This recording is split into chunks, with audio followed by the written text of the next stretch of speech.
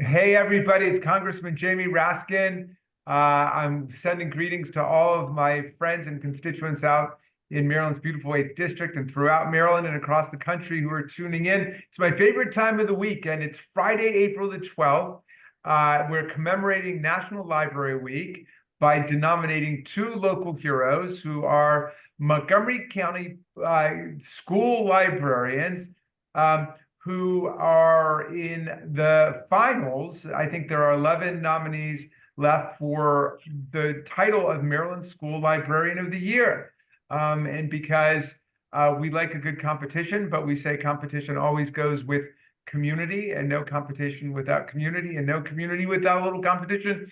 We wanted to honor both of them today. It's a great opportunity to spotlight the importance of school librarians. So let me introduce you to our first local hero, who's Lisa Hack.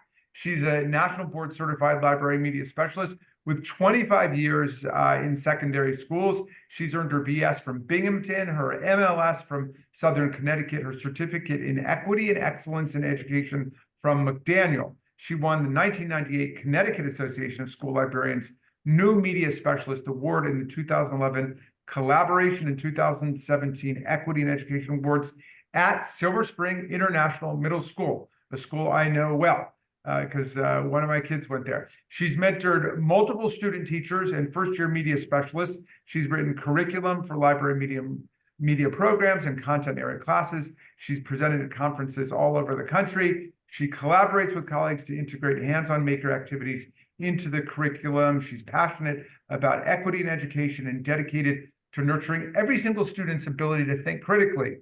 Now, our other local hero, Melissa King, has been an elementary school librarian with MCPS since 2012. She's taught at Flower Hill Elementary School in Gaithersburg for the last 10 years. She graduated from the University of Southern Maine in 1988. She got her Master's of Library Science from the University of Maryland in 2012 and certifications in K-12 school library media and information for diverse populations. She believes in giving back to the community. She volunteers in a lot of ways, including at her school, in the library community, and church community. She serves on the planning committee of the Gaithersburg Book Festival, which I know well, and on the board of trustees for the Friends of the Library, Montgomery County. She's the proud mom of 4 adult kids and grateful to have lots of books, 2 dogs, 1 cat, and a brand new husband to keep her company now that her kids have escaped from the nest. Melissa King, Lisa Hack, congratulations to both of you for being our local heroes. I'm very psyched about making it so. What's it like to be a librarian these days? We read about so much political conflict and pressure around the country, people fleeing library service. Is it the same level of tension and difficulty in Maryland and Montgomery County? Is it better? Let's start with you, Lisa. I think Montgomery County is definitely better than some of the states we've been hearing about. We have been seeing more challenges to books, but MCPS has a process that's been in place for decades now. And so people really have to think about why they want to get rid of a book. And it doesn't really happen here because that process is so strong. So I feel really lucky to be in MCPS and in Maryland at this point in time, because politically it is getting ugly in libraries across the country. Yeah. And Melissa, what about for you? How have you been experiencing your job? Well, I agree with Lisa. I mean, our county is very strong with us, very strong school library media program and support. And our school system and our county is so diverse that we have to have diversity in our library books. At the elementary level, I have not had, I have a few parents that have questioned some books, but they've not asked to have any of them removed. I've explained why we have them, and they just ask that I don't allow their children to check out books, which I certainly respect. But it is so important that we have books that represent all of our children in our schools. Yeah, they have to be. Well, that's, I mean, it's great to hear that this is not like a central problem in your work. What are the joys and pleasures of your job? Lisa, what do you like about it? So what I've been doing for the last probably 10 or so years is I've been building a maker space. And so if you go into public libraries, university libraries, school libraries, you see spaces where kids can design, build, engineer. And so my love is taking that and integrating it into the school curriculum so that kids do hands-on activities that enhance their learning of the curricular content. So to give you an example, our English language learners next week are going to be reading The Boy Who Harnessed the Wind, about a boy who lived in a village in Africa without electricity, and just based on his own learning, built windmills to power the entire town. So the kids are reading excerpts from that, and we're going to be building fans, handheld battery propelled fans, so that the kids really get the sense of what it takes to build something like that.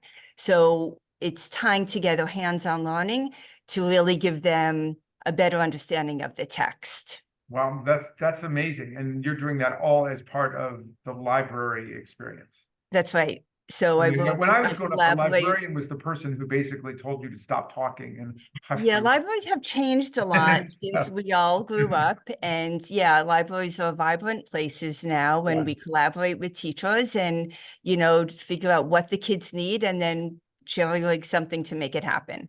But Melissa, what are the favorite parts of your job? There's so many. I love seeing the kids come in. My students, we have an open library so the kids can come in the morning, throughout the day, and then during at elementary school, I see all the children every week. I'm on a fixed schedule, so I see everybody. And I love to see the kids come in every morning to change out their books that they read the night before. You know, picture books can be read fairly quickly, and it's a great way that parents can connect with their kids at the end of the day and read the bedtime stories, and for the kids to be reading independently as well. I love that part of it. I love encouraging the kids to just embrace a love of books and reading and just thinking big, and then Yeah, I mean, also, and come yeah. to think of it, that's a really significant role that you're playing, you know, in the age of the internet and the computer and the handheld phone, right? Because Mhm. I mean, it's very possible that without a positive library experience, a kid can go off in a direction of basically not dealing with books as much as possible, right? Right. And it's especially important at elementary because we want to build that foundation so that when they do go to middle school and high school, when their lives get so much busier, that they can still find the time to read for pleasure, because they're going to be reading for classes all the time. But reading for pleasure is just completely different from reading for, for a class. Not that Yeah, they won't enjoy those books, but not having the pressure of, quizzes and tests and projects. Just reading just for the love of reading is just, yeah. there's nothing better. Lisa, do you tend to have repeat customers, like certain kids who just love the library who come back?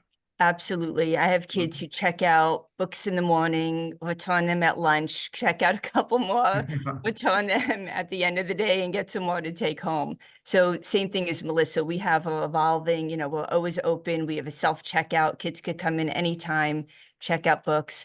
And, even with classes, I think everyone, as Melissa said, just needs time to choose what they want to read, have the time to read on their own for pleasure.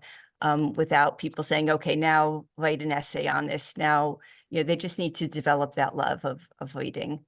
Yeah. Yeah. And then, Please, go ahead. please. Sorry. And I was going to add, just like Lisa has a makerspace, makerspaces are, many libraries have them, not everyone, but I also have a makerspace. I have a STEAM makerspace, which is for science, technology, engineering, art, and mathematics. So the kids do lots of things here. My program goes from, enjoying just reading books for the love of reading to science. I partner with the teachers, incorporating computer science, incorporating environmental science. If you can think of it, I'm probably doing it in my program. So I love to give the kids opportunities that they might not have had otherwise. And in the library, we have so much more flexibility to do that, which is a lot of That's so enrichment. awesome. I Well, always say this is the best job in a school. It really is.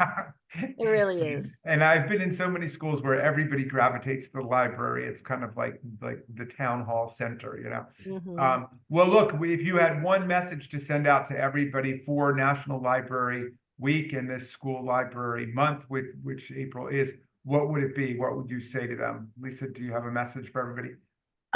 Go support your library, whether it's school, public, university. There's so much there. We've expanded programming, as Melissa said, so go check it out. Yeah. Yeah, Well, come into your school library and see what we're doing. We love to have families check out books together. I have a family book club that's been really wonderful.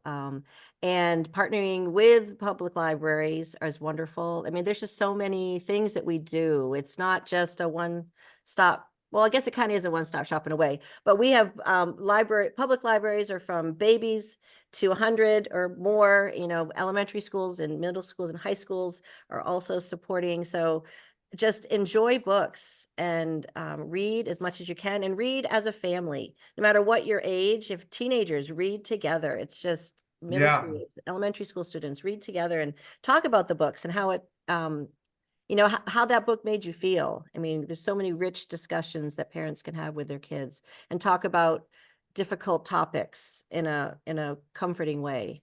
Just All right. Well, you guys heard it from Melissa King and Lisa Hack, Montgomery County's nominees for Librarian of the Year in Maryland. We wish you both well, and everybody go out, check out the library, check out the books, and make sure that books are part of your life. Happy National Library Week, everybody. Thank you. Thank you.